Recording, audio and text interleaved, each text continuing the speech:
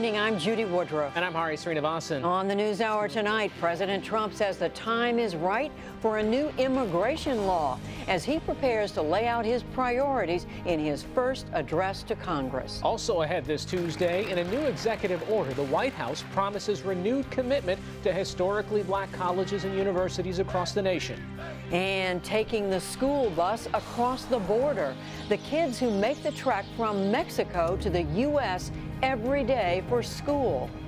Well, it's good to be able to go to school over there. Like, there's more opportunities to study and to have a better job in the future. All that and more on tonight's PBS NewsHour.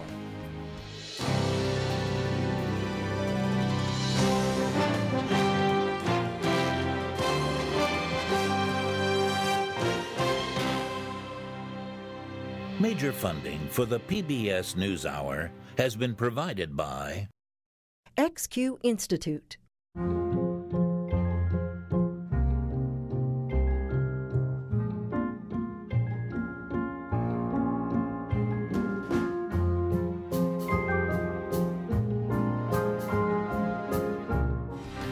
BNSF Railway. And with the ongoing support of these institutions. This program was made possible by the Corporation for Public Broadcasting and by contributions to your PBS station from viewers like you.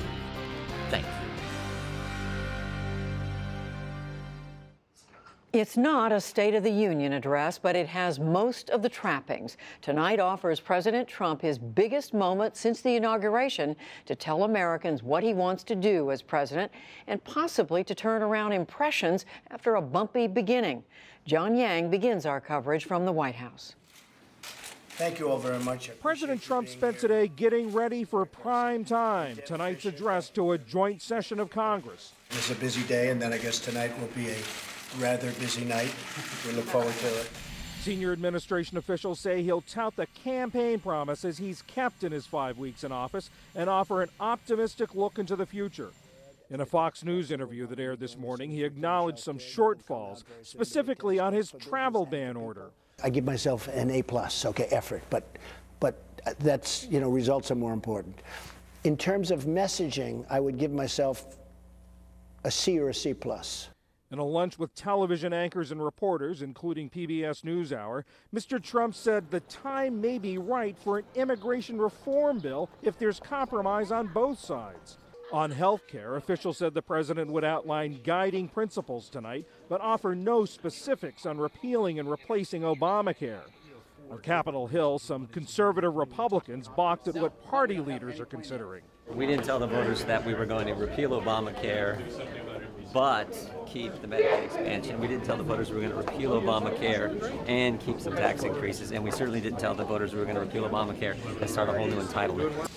Despite the divisions, House Speaker Paul Ryan was upbeat. This is a plan that we are all working on together, the House, the Senate, and the White House.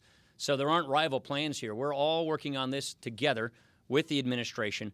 I feel at the end of the day, when we get everything done and right, we're going to be unified on this.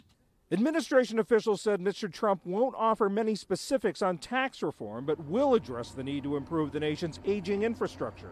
What I'm anticipating is an optimistic and upbeat portrayal of what America could be with the kind of changes that we are in the process of implementing, as you know, on regulatory reform, on repealing and replacing Obamacare, comprehensive tax reform, and of course, the Supreme Court. Good afternoon. Democrats say Americans should listen carefully to get the real message. We fully expect the president will offer populist platitude after platitude, but talk is cheap. Tonight, the president is likely to use populist rhetoric to mask a hard-right, special interest-driven agenda. Democrats and the American people won't be fooled. Mr. Trump will also push his plan to beef up the military, raising defense spending by $54 billion next year and cutting domestic spending and foreign aid. On Fox News, he said his policies can spur the economy and raise revenue. You look at the kind of numbers we're doing, we were probably GDP of a little more than 1%. And if I can get that up to 3 or maybe more, we have a whole different ballgame. Today, the president signed 2 more executive orders, beginning the process of overturning an Obama-era waterway protection rule and returning oversight of aid to historically black colleges and universities to the White House. President Trump was still adding to his speech late this afternoon, including considering whether to add language about an immigration compromise that he talked about. Officials say the speech could run as long as an hour and 20 minutes. And although he's calling for deep cuts in domestic spending next year, officials say the speech will include a call for the government to expand manned space exploration. Judy? John, you and I were at that lunch with the president today and other television anchors and correspondents. We were all, I think, struck by the fact the president brought up the issue of an immigration bill and talked about how he's decided this is something the country is ready for. That's right. He seemed to be, this was a trademark campaign issue, talking tough on illegal immigration. And he seemed to be open, according to senior administration officials who are familiar with his thinking. He thinks the time is right because people are tired of this issue. They're tired about talking about it. They want to solve it. These officials say that the president believes that the tough enforcement of immigration laws that he wants to carry out could help the effort by reassuring those that this is not going to be opening up the borders, that he is still tough on immigration. Some needle threading to be done here. John Yang, we thank you. At the other end of Pennsylvania Avenue, Lisa Desjardins is on Capitol Hill in Statutory Hall. Lisa, what are the members that you've spoken with today? What are they expecting from this speech? Well, I think it's more about what they hope to get from it tonight, Hari. Some Republicans and Democrats both told me that they think the president needs to reach out specifically to those who oppose him. They're feeling the divide. They're feeling more rancor from their constituents. Also, Hari, a lot of kind of regular order Republicans would like more details from the president. This is a place where words need to become reality. That means details. But at the same time, Republican leaders who spoke with the president say they don't expect those details in the speech tonight. And put this in the context of the timing that's at work, considering what the Trump administration has put forward so far. This is an important moment, especially here at the Capitol, Hari, and it's an interesting one because right now, 2 of the president's major pushes are hitting obstacle courses and speed bumps. That's, of course, the ACA repeal and replace. Republicans have not yet formed a final plan, and there's disagreement. And then the president's own budget, which he outlined yesterday.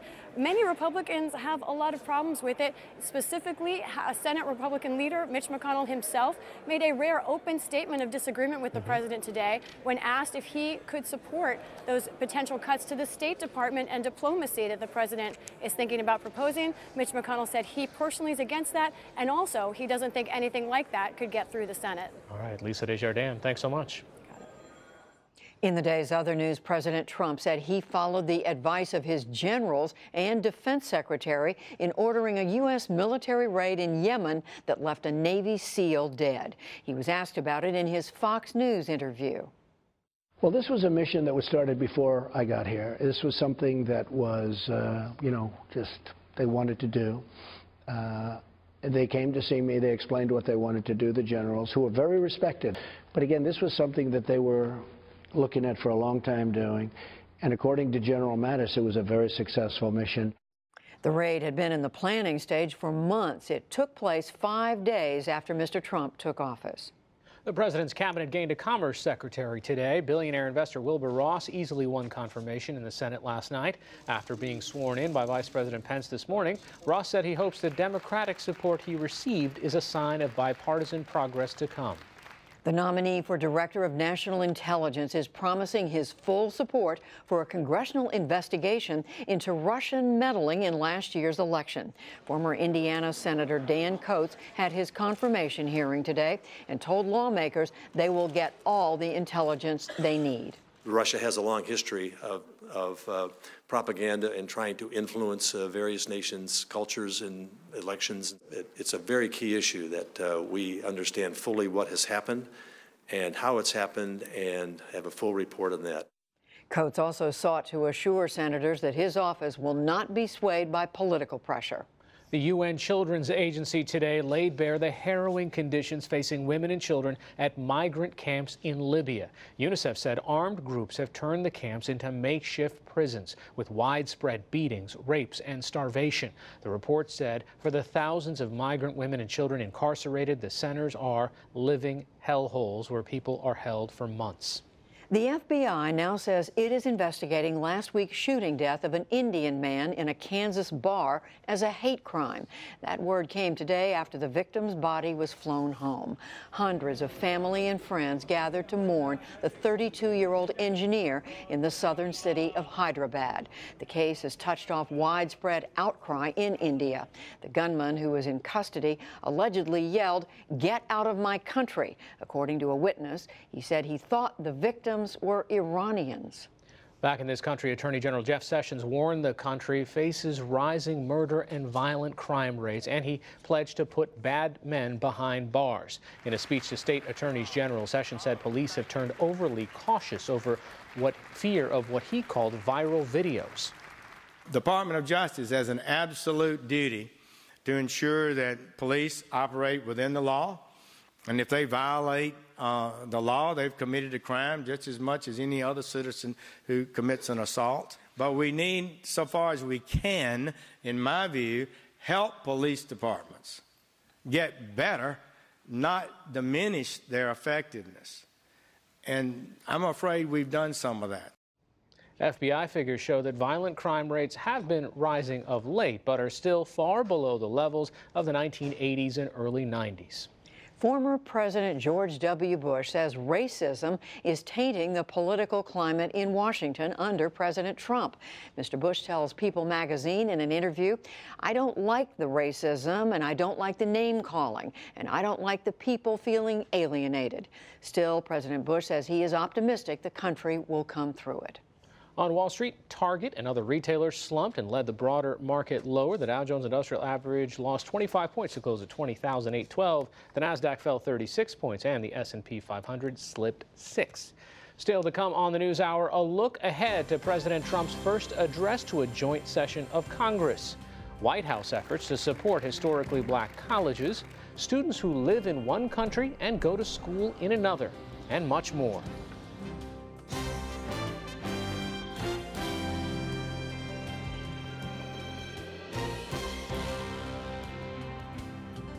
Our lead tonight is the platform being given the new president by the new Republican majority Congress to talk to them and to the American people about what his plans are. We look ahead now with four who also joined us for last month's inauguration. Amy Walter of the Cook Political Report, presidential historian Michael Beschloss, Karine Jean-Pierre, a senior advisor to MoveOn.org during the 2016 elections, and Matt Schlapp, he's chair of the American Conservative Union. And it's good to have you all back together again, now that a little bit of time has passed. Matt, I'm going to start with you. You've been talking to the folks in the White House. What do they think that the president needs to do tonight? I think they think it's going to be a huge television audience. And this is a president who understands TV and TV moments. And I actually think they understand that he's got perhaps one of his best opportunities to talk to his biggest audience about what he sees for the vision of the country. I actually think he's going to step back and show people his vision of where he wants to go.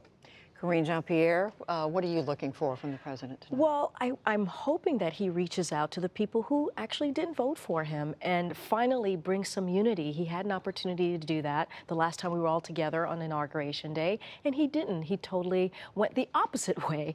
And so if that could happen, I think that will be a step forward. But so far, he has not appealed to that, to the majority of the folks who didn't vote for him or didn't vote at all, which is a good 70%. Amy, does that sound like something that would make sense for him to do tonight? Yeah, to show maybe that magnanimous side that we have yet to see. There are some indications that may happen tonight, whether it's as overt as maybe some folks would like to see, I don't know. But normally what you think of as, when you think about a State of the Union address, is it's like a Pinterest board. Right, for the president. He puts on all his hopes and he puts them out there, and you don't get everything you want when you put it on a Pinterest board, but at least you're giving folks an idea of your big overall vision.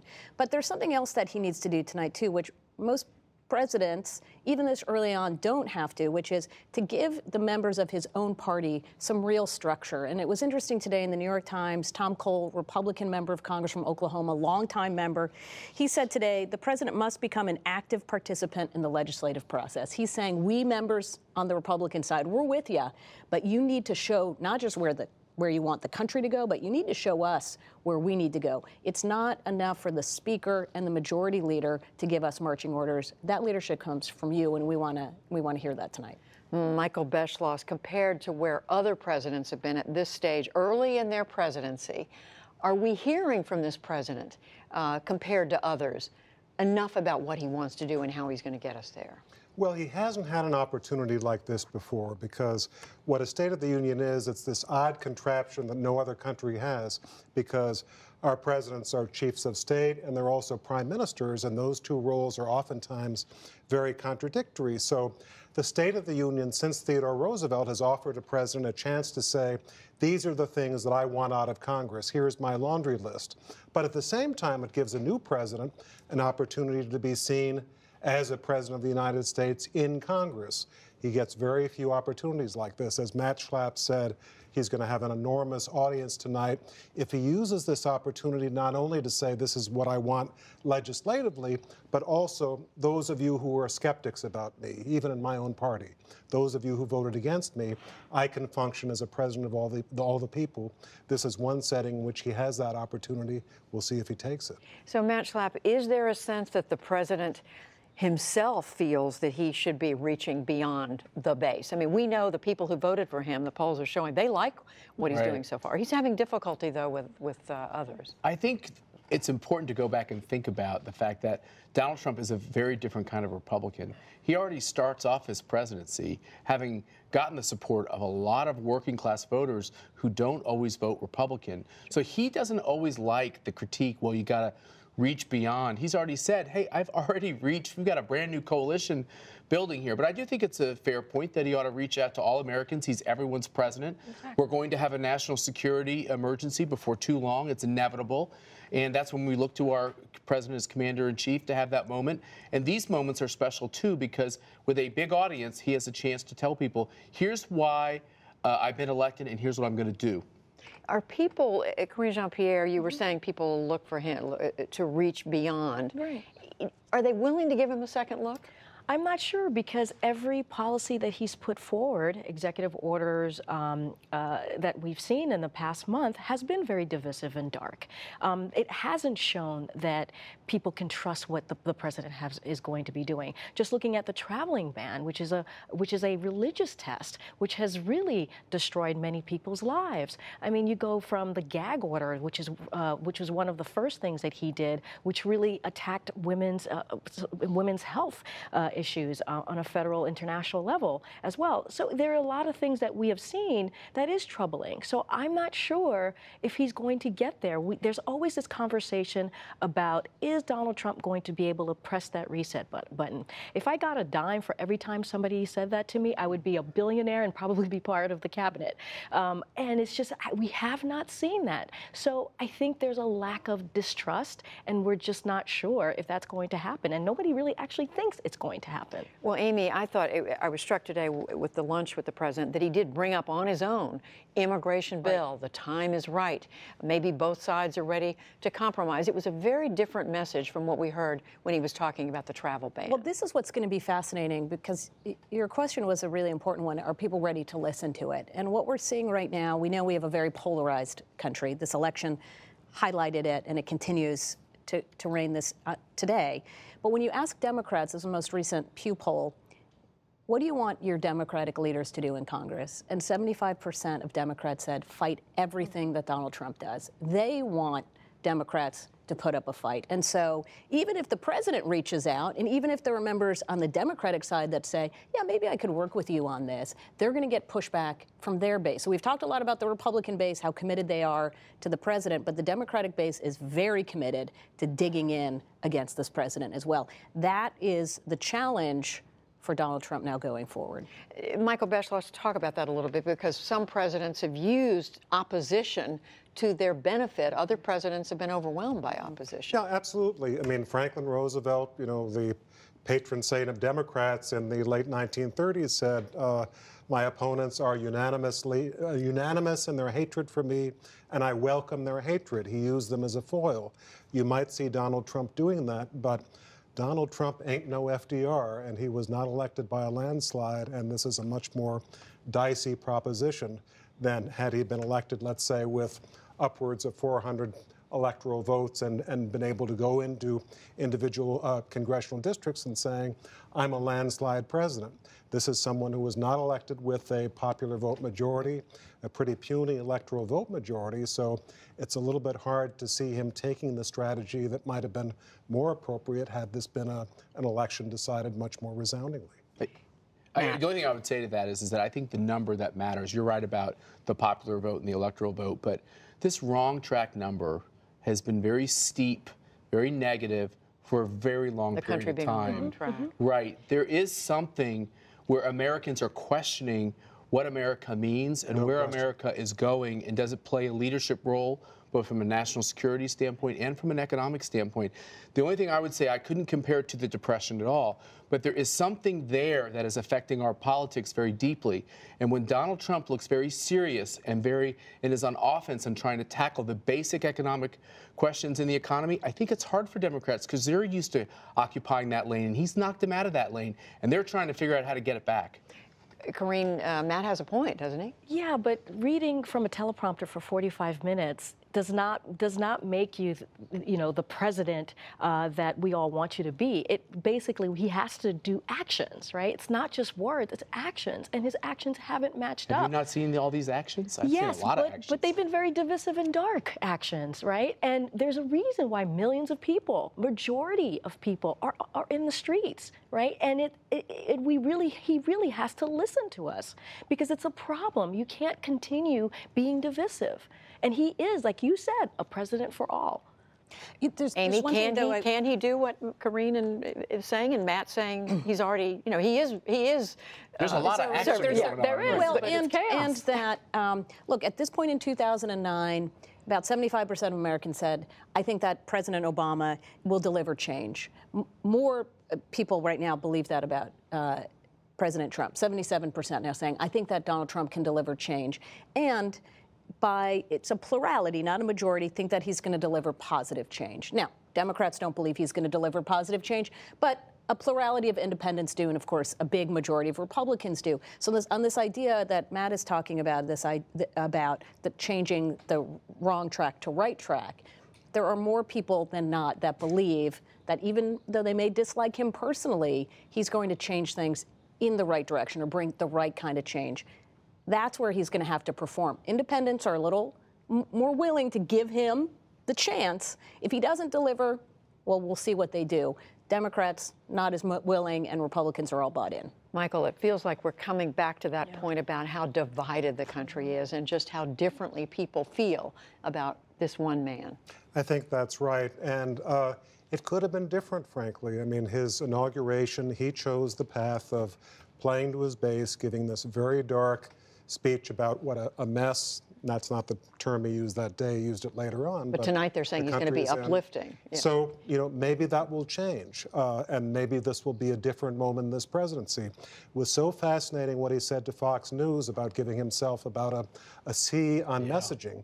Yeah. That would suggest that maybe we'll see a speech tonight that's different from what we heard at the time of the inauguration and during this first month. It'd be absolutely scintillating if that happens.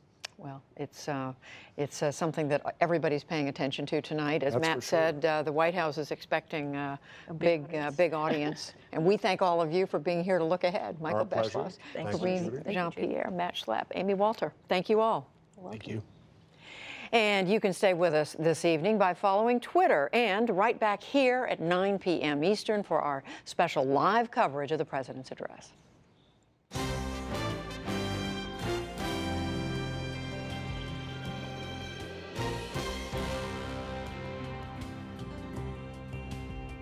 Now, the role of America's historically black colleges and what could or should be done to strengthen them. That was on President Trump's agenda today and is the focus of our weekly segment, Making the Grade. As part of an effort to celebrate Black History Month, President Trump signed an executive order today aimed at helping historically black colleges and universities. HBCUs have been really pillars of the African American community for more than 150 years. Amazing job. And a grand and enduring symbol of America at its absolute best. With this executive order, we will make HBCUs a priority in the White House, an absolute priority. The order will move the government's program for coordinating HBCUs back directly under the White House. But the president did not commit any additional funds to the schools yet, some of which are struggling financially. Many presidents of HBCUs are in Washington this week, calling for $25 billion more in the upcoming budget. HBCUs were established after the Civil War to provide higher learning for black citizens who were deliberately shut out of most universities. Today, there are 100 HBCUs. Nearly 300,000 students are enrolled in them. Every president since Jimmy Carter has issued executive orders on HBCUs. During President Obama's tenure, he expanded Pell Grants for schools overall, but initially approved tighter loan conditions for black colleges and never held meetings with the group. It was often a rocky relationship. A number of HBCUs still are in financial distress. Johnny Taylor, president and CEO of Thurgood Marshall College Fund, which helps fund HBCUs, says the schools need more money collectively. We should be very clear that we want this administration and the 115th Congress to make good on the money. You cannot have mission without money. After President Trump's meeting, his education secretary Betsy DeVos triggered some new criticism. In a statement heralding the HBCUs, she called them, quote, real pioneers when it comes to school choice. Critics say her statement ignores the long history of segregation for black students and the underfunding of black schools. Let's take a closer look now at the president's executive order and the status of these schools. For that, we're joined by Johnny Taylor, who was at the meeting and is president of the Thurgood Marshall College Fund, and Sophia Nelson. She's a journalist who follows this and is the author of E Pluribus One, Reclaiming Our Founders' Vision for a United America. Johnny, let me start with you. Why is it important for this initiative to be back under the White House?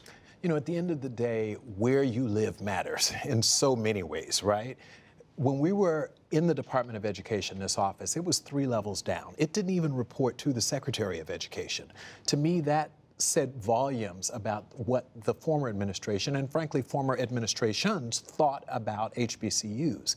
We judge you more about what you say, it's about what you do.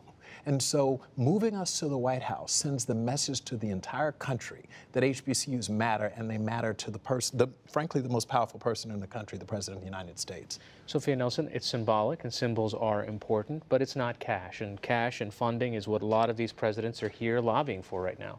Here's what I'm encouraged by. Yesterday in the press conference, Sean Spicer talked about they were going to do what he called a review of the agencies.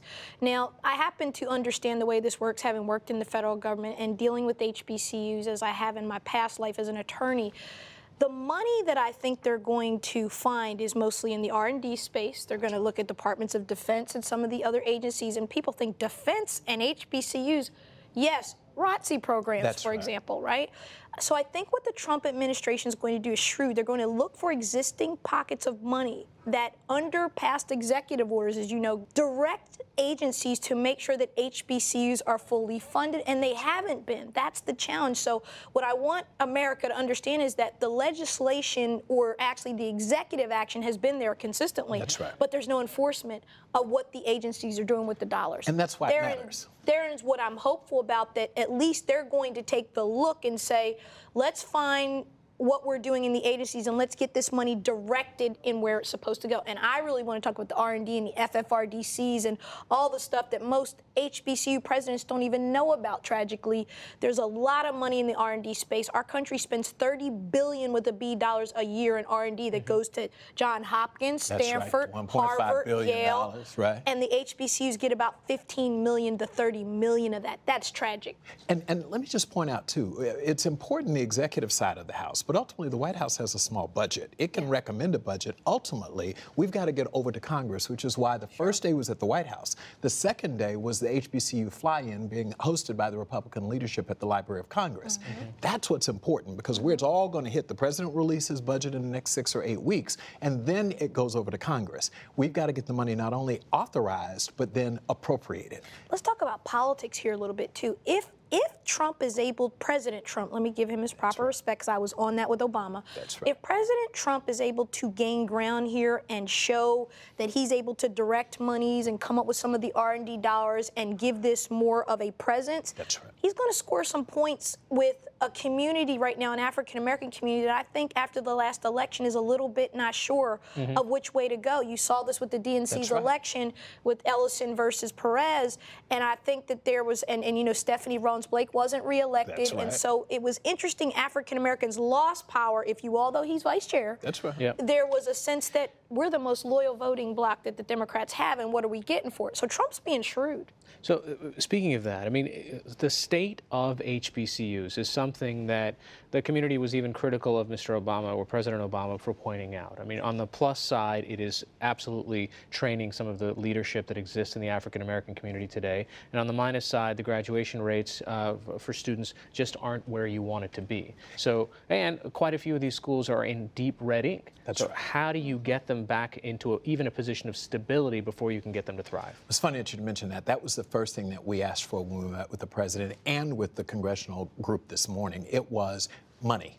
The fact of the matter is it takes resources, significant resources, to graduate students who come out of PK through 12 secondary systems where they were underprepared. You can't expect to finish. These kids come in behind. So our schools have an extremely heavy lift, and that lift costs money. We're not institutions with huge endowments that can put a ton of resources around getting Johnny ready so that he graduates in 4 years and is prepared to go into the workplace. We might take 6 years, and that costs more money. So how do you do that when you are historically underfunded, currently underfunded, and you're enrolling a disproportionately high group of people who come from poor performing K through 12 systems? And I think there has to be a place for public-private partnerships. Absolutely. Companies like Intel or AT&T, Who benefit from these. STEM professional That's right. companies, right, that are severely underrepresented with people that look like you and me. That's right. And so I think those companies need to help these colleges develop centers of excellence and things like that. That we have to start thinking out the box because, as you said, HBCUs don't have the endowment that the Ivies do, or even some of the big schools like where I went to. Right. They just don't have it.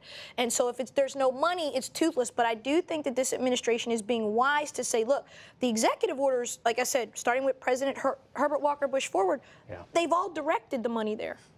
But it's not flowing to where it's supposed to go. Well, it's not been appropriated. That's How do you make sure that this doesn't become toothless? And I mean, because you still need the FaceTime, you still need the time to talk to the secretaries of education and all these different departments to say, hey, here's those R&D dollars that could come this way too. That's the number one thing. That's why it's so important to me in the White House. When they're having these staff meetings, when everybody's going over to meet with the president, they've got to walk past that White House initiative on HBCUs. It is far easier for them not to think about it because out of sight, out of mind when they're sitting 3 levels down at the Department of Education. So for the people who question why it is so important, it's not about an address. In many ways, it's about who else is at that address that you're moving to. All right, Johnny Taylor, Sophia Nelson, thank you both. Thank you. Thank you.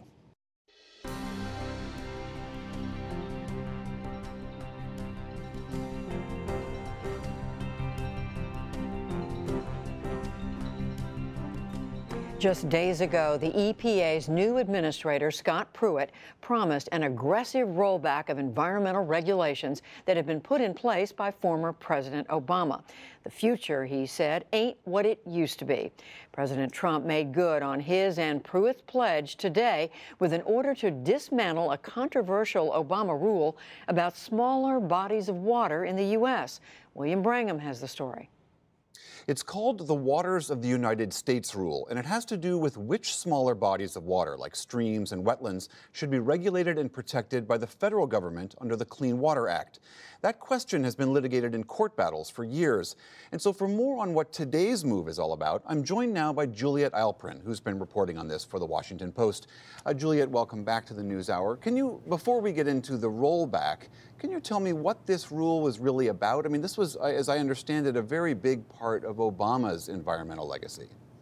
This is a 2015 rule, which has been subject to litigation, which tries to clarify what, as you alluded to, has been really a 30-year battle over what jurisdiction the federal government has over these smaller streams. Some are intermittent, some wetlands, and essentially what the federal government can tell Americans, including farmers, ranchers, home builders, what they can and cannot do, even when it has to do with private property, because it has implications for smaller water bodies that are crucial water supplies for larger water bodies across the United States.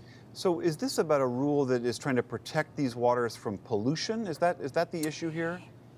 Partially it's pollution, but what it pertains to more often is whether they can be drained or filled in. All of those actions, which are in some ways the inevitable product of these operations that happen in various different sectors of the economy, have implications for whether that water will then flow into larger water bodies. And so it's usually a restriction on whether you can drain something or dig up something, as opposed to, for example, just dumping in pollutants into a small water body, although technically it could apply to that as well. I see. I know that a lot of farmers and businesses and developers had said that this rule was hugely burdensome to them. Was this an issue primarily of cost to them or confusion about what rules were covered? What was the issue? It was a combination of both the costs that they might have to incur, but also whether they were permitted to do something or not. So you had, one thing that's difficult is essentially these activities were being decided on a case-by-case basis. And so you had individual operators, whether you're talking about someone who's operating a gravel pit or trying to expand a parking lot or do something on his or her ranch. All of those folks were engaged in conversations with the Environmental Protection Agency and the Army Corps of Engineers, and sometimes the decisions didn't go the way they wanted to. There were fines imposed on them, and so there were these long-running disputes happening across the country where the federal government was saying that in order to protect these sources of water, they couldn't do things or had to pay for some of the actions that they undertook.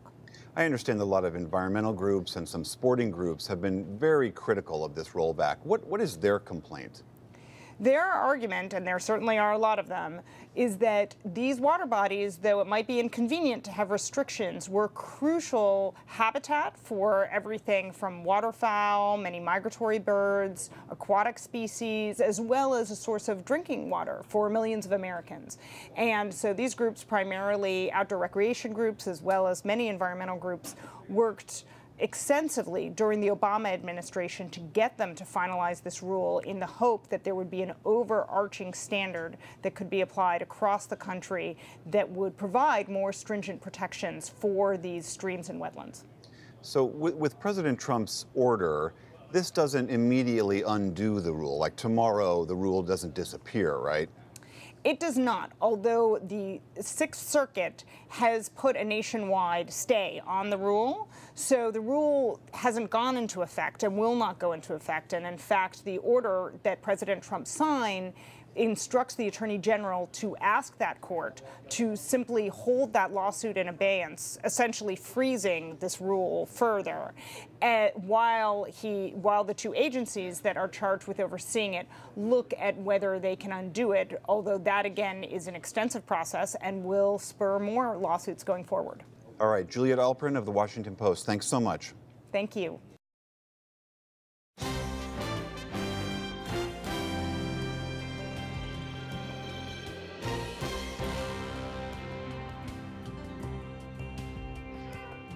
Stay with us. Coming up on the NewsHour, documenting the civil rights movement through powerful images and airlifting bison to a new home. Stepped up enforcement along the U.S.-Mexican border, there's more anxiety among immigrant communities that family members with different status might be separated.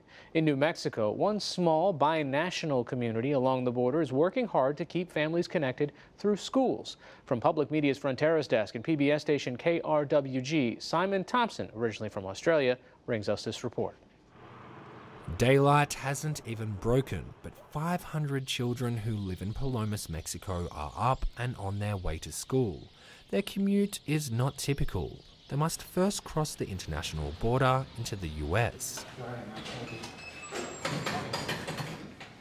They show their US passports and birth certificates, customs and immigration officials inspect their school bags, then they're bused to school in Luna County, New Mexico.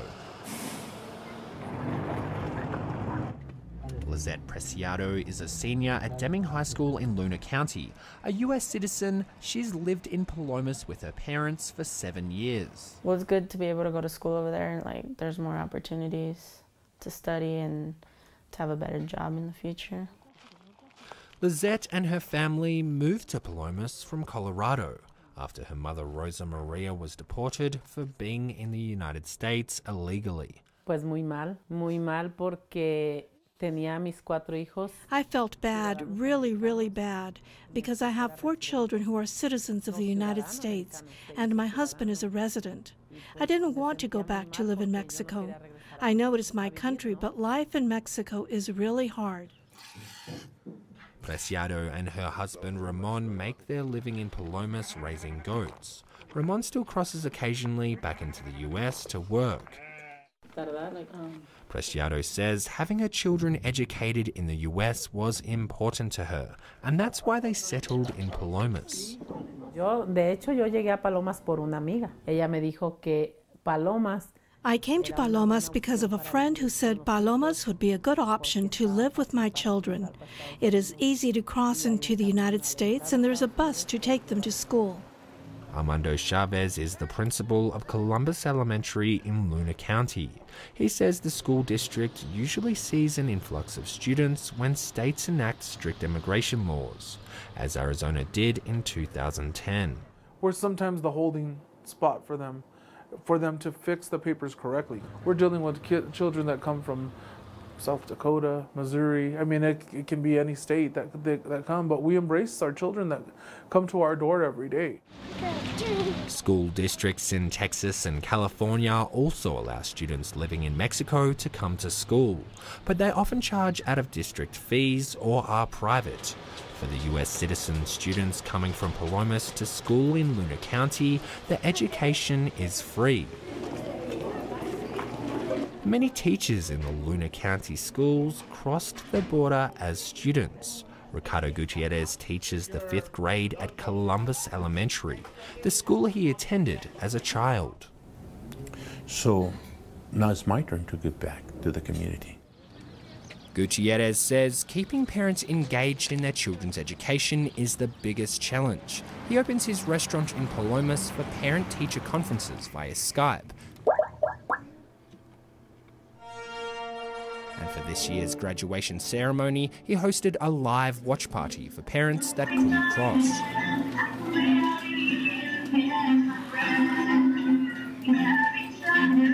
But not everybody living in the Luna County area thinks that state money should be used to educate students who don't live in the United States. They're getting a free education. Luna County Republican Chair Russ Howell says allowances like the one being made by the school district motivate people to exploit birthright citizenship.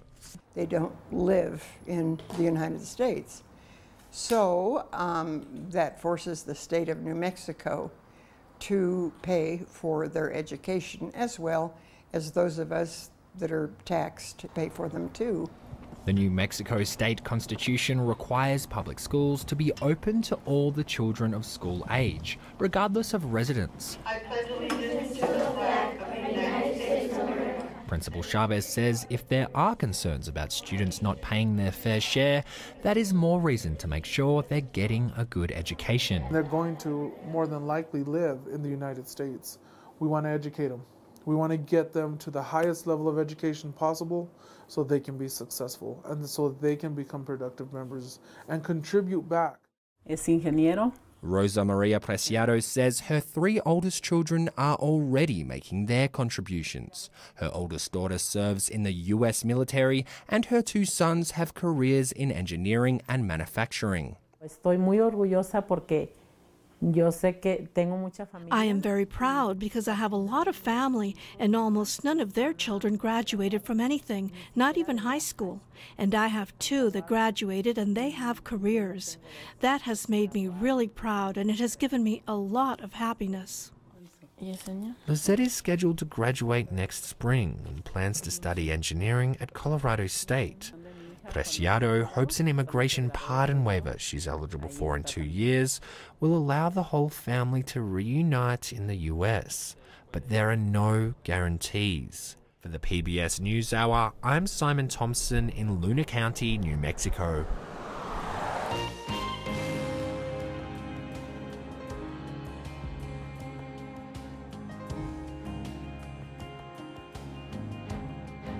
We often think of history as words recorded in textbooks, but some of the most powerful stories of our past are told through images.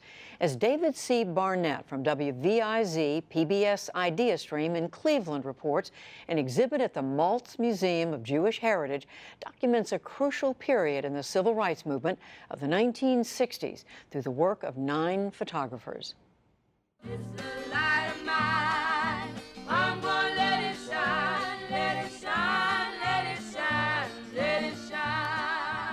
Martin Luther King Jr. led about 25,000 people into Montgomery, Alabama in March of 1965 as part of a demonstration to promote voting rights. Government officials in several southern states were trying to suppress the African American vote by making it difficult to register. Historian Leslie Kellen says a rigged literacy test often made it impossible. The white people who also took the literacy test were almost always passed. Right, they got right through. And about 98% of the black people failed.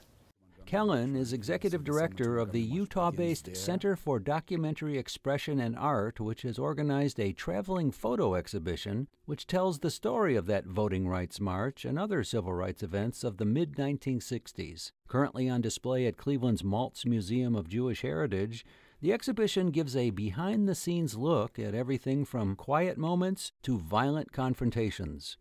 The Montgomery demonstration brings many memories back to 81-year-old Otis Moss Jr., who marched with King and for 33 years was pastor of Cleveland's Olivet Institutional Baptist Church. Reverend Moss recalls that a previous protest had resulted in a vicious attack by state troopers, so he had mixed emotions as the march approached the city. It was a great moment of anticipation, acknowledgement of the danger, but also fully aware of the necessity. As it turned out, they walked into Alabama's capital city without incident, thanks in part to the powerful images of earlier violence that were printed and broadcast around the world. And it didn't hurt that the federal government had sent armed troops to accompany the demonstrators. The films and photographs focused global attention on the marchers and their safety. I think within the civil rights community was a sense that now all of America and the world can see what we have been experiencing for decades.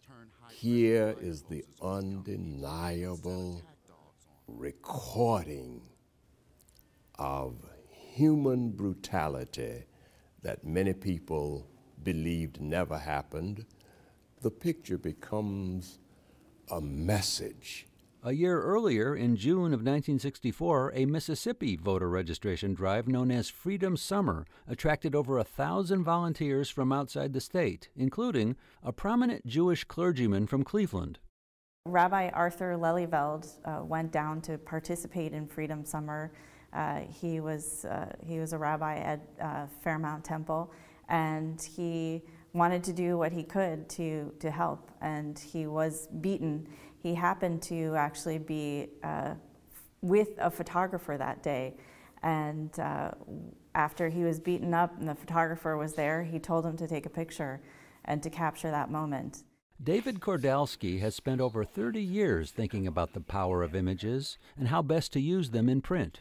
I think that a photographer's role is to take people where they can't go.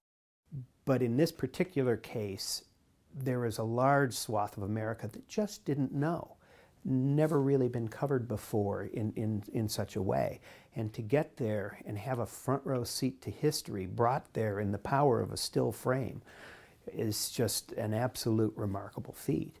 These pictures of protest and sometimes violent confrontations between citizens and police are a part of America's historical record. But some of the events of 50 years ago, documented by photography, certainly have a familiar ring. We can't look at these images without thinking about what's happening today. Like the image captured by a security camera showing the shooting of 12-year-old Tamir Rice on Cleveland's West Side. This scene helped rekindle a national discussion about race and justice in the same way that some of these photos on display at the Maltz Museum did 50 years ago. Otis Moss is taken with something else he sees in these photographs. It's a different sort of historical lesson that would be hard to explain in the text of a history book.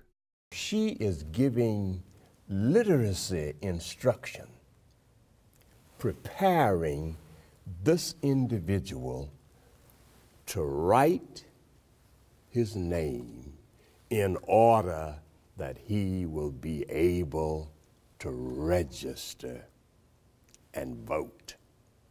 It inspires me beyond description to see this scene and look at her hand over his hand. There is a volume of history tied into this one photograph. Images have the power to tell us stories about ourselves and others in a way that words can't always capture. For the PBS NewsHour, I'm David C. Barnett in Cleveland.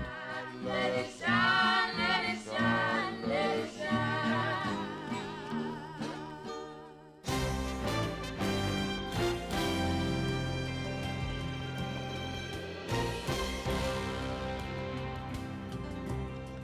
Now to our NewsHour share, something that caught our eye that might be of interest to you too. More than a century after they disappeared, bison have been reintroduced to Canada's oldest national park. The operation took a decade of planning but went off without a hitch earlier this month. We reached out to the man in charge for insights on the project and where it goes from here. My name is Karsten Hoyer, and I'm the Bison Reintroduction Project Manager for Banff National Park. Banff is Canada's first national park. It's a very mountainous, rugged landscape. You know, it has glaciers and spectacular peaks, not unlike Glacier National Park in the U.S. So bison, plains bison particularly, were here over 140 years ago before they went locally extinct, at the same time as bison went extinct across the Great Plains. And obviously, with one big major player, Canada's largest land mammal, missing, but we wanted to try to restore that animal onto the landscape. Our seed herd was from Elk Island National Park. There's 400 animals there in a plains bison herd. They are probably the most genetically pure plains bison after Yellowstone in terms of their wildness.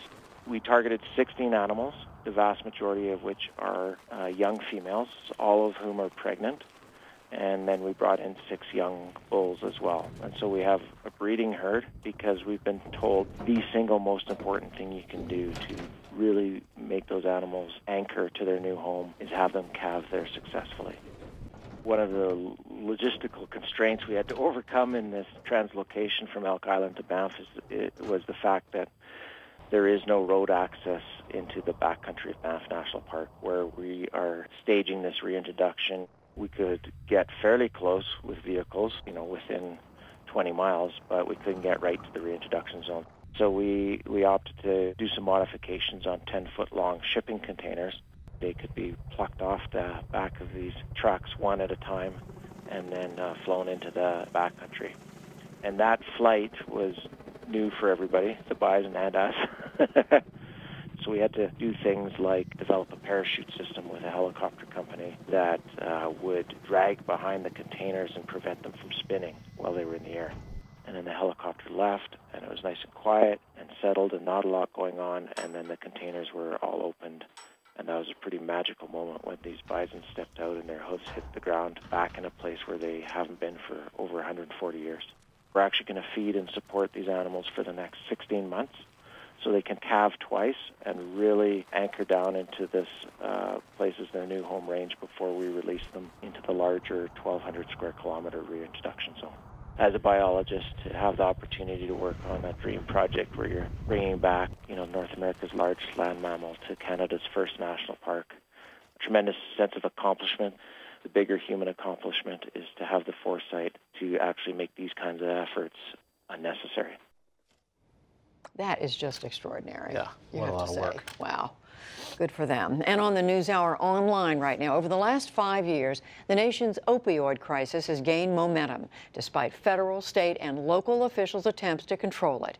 We recently visited Baltimore, which has been held up as an example for its efforts to prevent overdose deaths, but is still suffering from its ongoing crisis. All that and more is on our website, pbs.org/newshour. And that's the NewsHour for tonight. I'm Hari Srinivasan. And I'm Judy Woodruff. Join us online and again right here at 9 p.m. Eastern for special live coverage of the President's address to a joint session of Congress. For all of us at the PBS NewsHour, thank you, and we'll see you soon. Major funding for the PBS NewsHour has been provided by BNSF Railway, XQ Institute, the Ford Foundation, working with visionaries on the front lines of social change worldwide. Carnegie Corporation of New York, supporting innovations in education, democratic engagement, and the advancement of international peace and security at carnegie.org. And with the ongoing support of these individuals and institutions.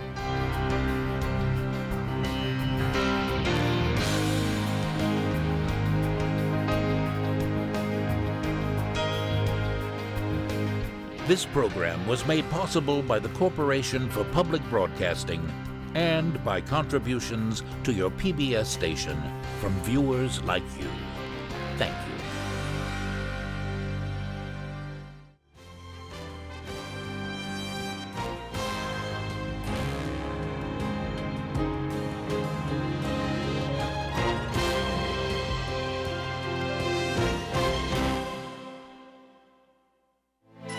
You're watching PBS.